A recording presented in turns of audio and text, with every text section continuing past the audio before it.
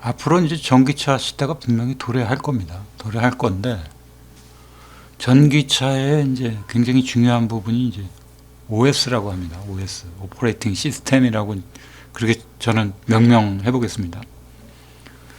지금 현재 현대차에는 이제 CCOS라는 형태로 독자적인 노선으로 이제 OS를 탑재를 해서 실질적으로 이제 그렇게 운영이 되고 있는 걸로 알고 있습니다. 그래서 2020년도 GV60에 첫 적용을 했고요. 현대차 경우. 그리고 이제 폭스바겐이 이제 VWOS라고 그러죠. 이건 이제 자체적으로 또 갖고 있고요. 메르세데스 벤츠죠, 벤츠. 벤츠는 이제 MB-OS라고 합니다. 이거는 이제 2024년에 첫 적용 차량 출시를 한다 그러니까 아직은 뭐 크게 적용된 부분이 없는 것 같습니다. 그리고 이제 도요타 차량은 아린 OS라고 합니다. 2025년부터 첫 적용 차량에 출시된다고 합니다. 그러니까 지금 현재 독자 노선을 걷는 OS로는 현대차의 CCOS라고 볼 수 있죠. 그리고 다시 넘어가서 이제 대부분 그 외에 별도의 차들은 구글 OS의 연대 진영으로 이제 나가고 있는 거죠.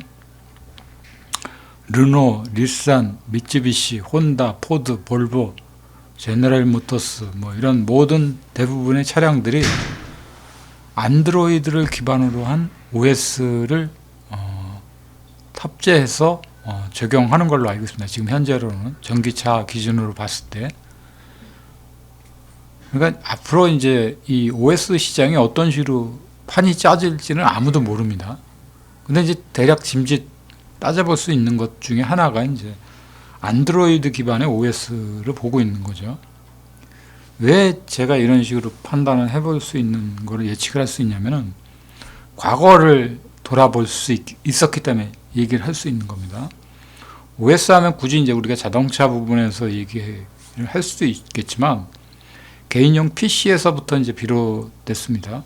개인용 PC가 보급이 실질적으로 되기 시작한 건 1980년대죠. 80년대에 이제 IBM 호환기종이 들어오면서 거기에 탑재되는 운영체제가 확보가 안 된 상태에서 이런 상황이 있었습니다. 지금과 같은 비스름한 상황이 있었는데 그런 상황에서 이제 IBM이 거기에 따른 이제 적절한 OS를 탑재를 하기 위해서 약간 뒤로 딜레이 시켰다가 OS 개발을 하지 않은 상황이 된 적이 있었습니다. 그래서 추후에 불가피하게 마이크로소프트하고 이제 계약을 맺고 거기에 이제 IBM 호환기종에 이제 OS를 탑재를 한 거죠.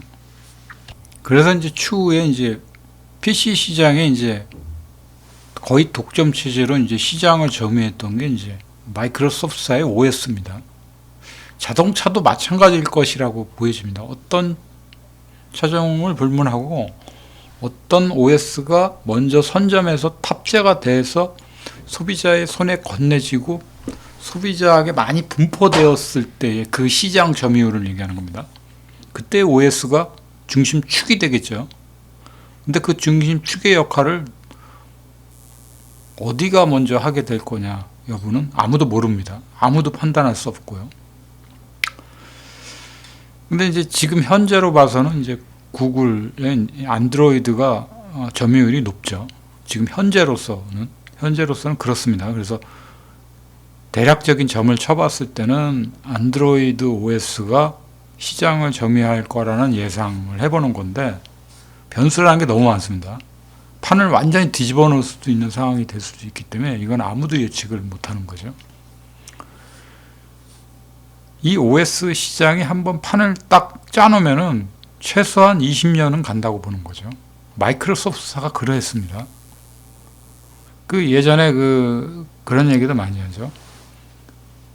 목수가 연장 탓을 한다는 소리를 많이 합니다. 그럼에도 불구하고 한 번 쓴 연장은 목수가 내려놓지 않습니다. 특히 대패 같은 경우는 자기 몸에 숙달된 도구를 쉽게 바꾸지 않은 게 이제 사람의 습성입니다. 예를 들어서 이런 것도 있죠. 2009년도에 이제 그 모바일 형태의 이제 스마트폰이 보급이 됐습니다. 그 이후에 어떤 OS가 탑재될 것이라는 거에 대해서 아무도 예측을 못합니다. 그걸 대부분의 이제 OS를 관리하는 사람들은 알고 있었습니다.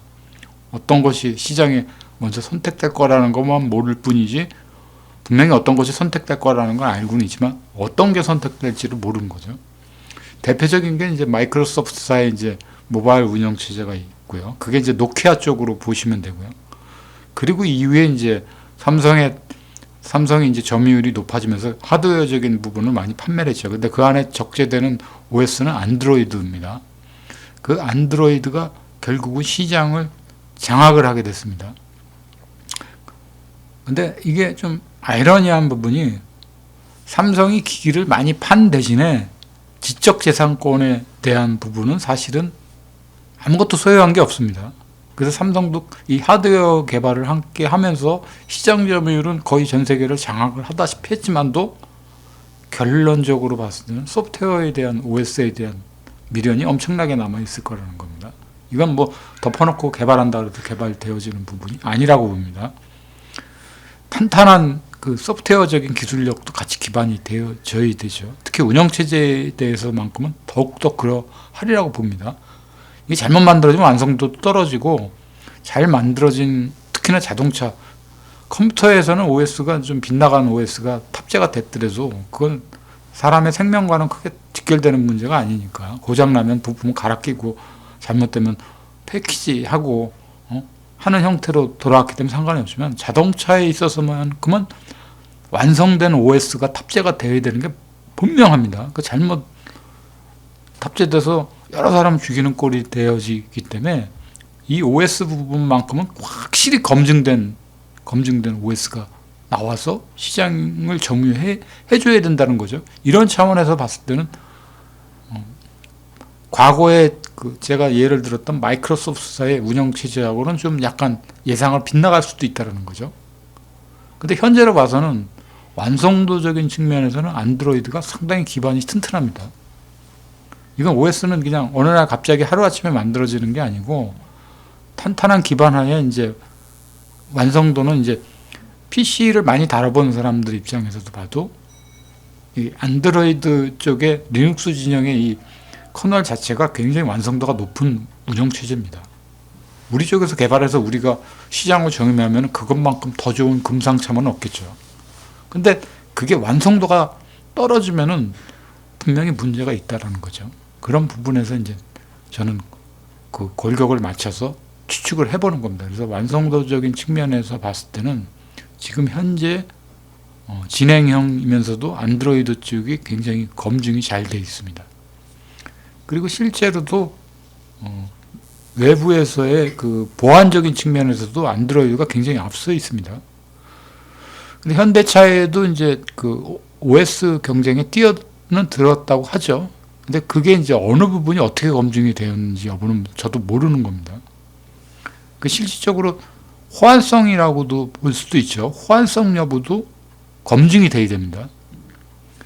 우리가 쉽게 컴퓨터에서 내비게이션도 업데이트를 해서 자동차로 바꿔서 USB를 꼽아서 그 안에서 업데이트 하듯이 이것도 하나의 호환성입니다. 그게 뭐 포맷 자체도 다 틀려버리고 그러면 그걸 위해서 별도의 또 컴퓨터하고 호환이 안 된다면 그것도 상당한 딜레마에 빠질 수 있는 부분이기 때문에 이 OS에 대한 부분은 아주 신중에 신중을 기하는 부분이 아닐까 이런 생각을 해보게 됩니다.